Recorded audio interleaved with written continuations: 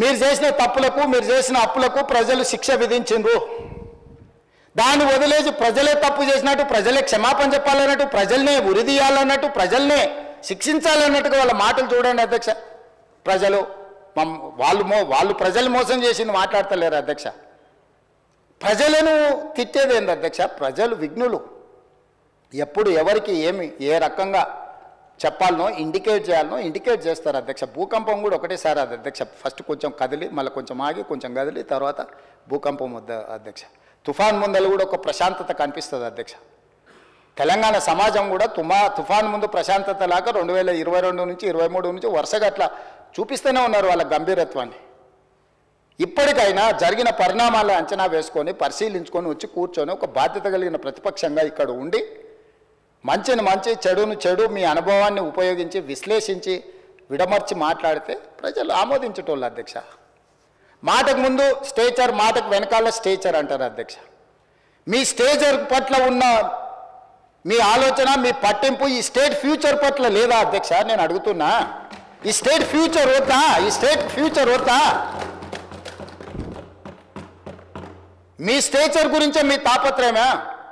ఒకనాడు మీరు అధికారంలో ఉన్నారు, మీ పార్టీకి అధికార పార్టీగా స్టేచర్ ఉండే. 2023 డిసెంబర్ 3 తారీఖు నాడు అధికారం నుంచి ప్రధాన ప్రతిపక్ష పార్టీ స్టేచర్ ఇచ్చారు. ప్రతిపక్ష పార్టీ స్టేచర్ అది మీ పార్టీకి. 2024 మే జూన్లో పార్లమెంట్ జరిగింది, గుండు సున్నా ఇచ్చిండ్రు, మీ పార్టీని మార్చరీకి పంపించారు. నేనేం తప్పు మాట్లాడినా అధ్యక్ష? ఏమన్నా నేను? ఆనాడు మీరు అధికారంలో ఉన్నారు, స్టేచర్ ఉండే, తర్వాత ప్రతిపక్షం స్టేచర్ పడిపోయింది, ఆ తర్వాత గుండు సున్నా వచ్చి 8 డిపాజిట్లు పోయినాక మార్చరీలకు పోయిందని అన్న అధ్యక్ష. నేనేమన్నా అధ్యక్ష? అందులో తప్పేముంది అధ్యక్ష? బీఆర్ఎస్ ఈరోజు మార్చరీలో ఉందని నేను చెప్పిన అధ్యక్ష. దాన్ని ఒక వ్యక్తిని అన్నట్టుగాను, పెద్ద ఆయన్ని చంద్రశేఖరరావు గారిని నేను అన్నట్టుగా హరీష్ రావు గారు, కేటీఆర్ గారు చిత్రీకరిస్తున్నారు అధ్యక్ష. అంత కుత్సిత స్వభావం నాకు లేదు అధ్యక్ష.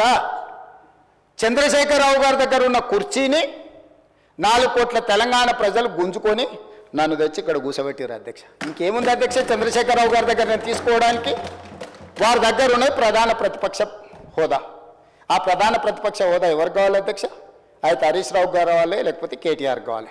అయితే గీతే ఏదైనా కోరుకుంటే జరగరాంది ఏదైనా జరిగితే వాళ్ళిద్దరు ఆ కుర్చీ కోసం పోటీ పడతారు. కానీ నేను ఇక్కడి నుంచి అక్కడికి పోను కదా అధ్యక్ష. నేనెందుకు కోరుకుంటా అధ్యక్ష?